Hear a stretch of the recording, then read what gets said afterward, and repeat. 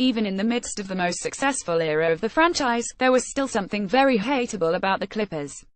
Chris Paul dribbling, and dribbling, and dribbling. Doc Rivers' comically hoarse voice.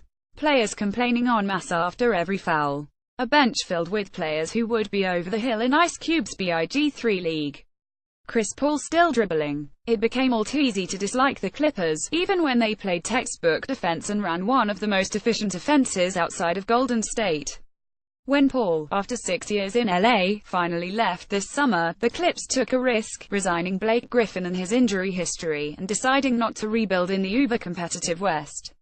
With unclear expectations headed into this year, the Clips have outperformed even the best predictions in the season's first 2 weeks. Los Angeles has started the season 4-0, including a thrilling win over the Blazers on Thursday night. Griffin secured the victory with 16 points in the fourth quarter, including the game-winning 3 as time expired.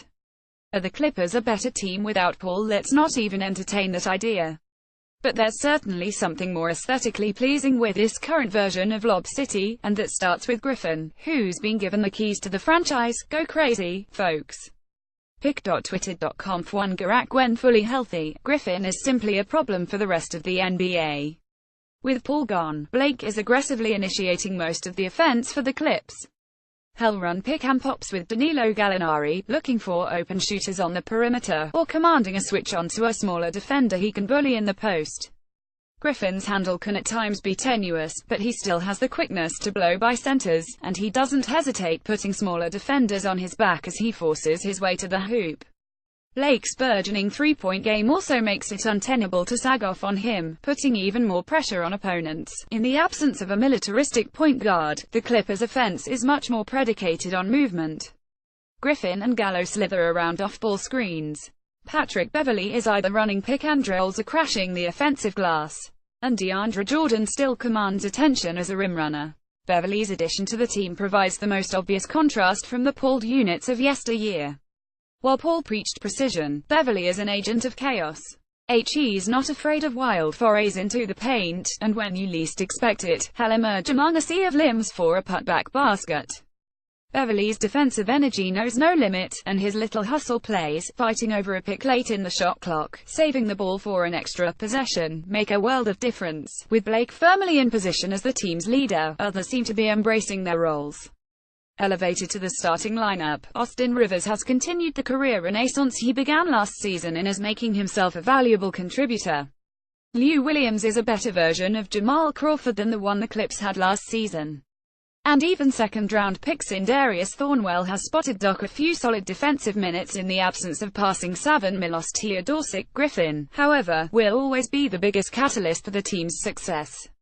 Blake long ago shook off the label as someone who was just a flashy dunker, but his game has improved leaps and bounds over the last few seasons.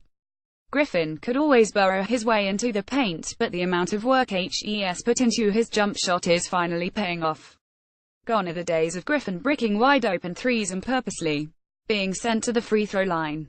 After never averaging over 2 three-point attempts per game in a season, Griffin is shooting nearly 6 shots from 3 to start this season, connecting 43% of the time. Blake showed off the full repertoire in the win over Portland.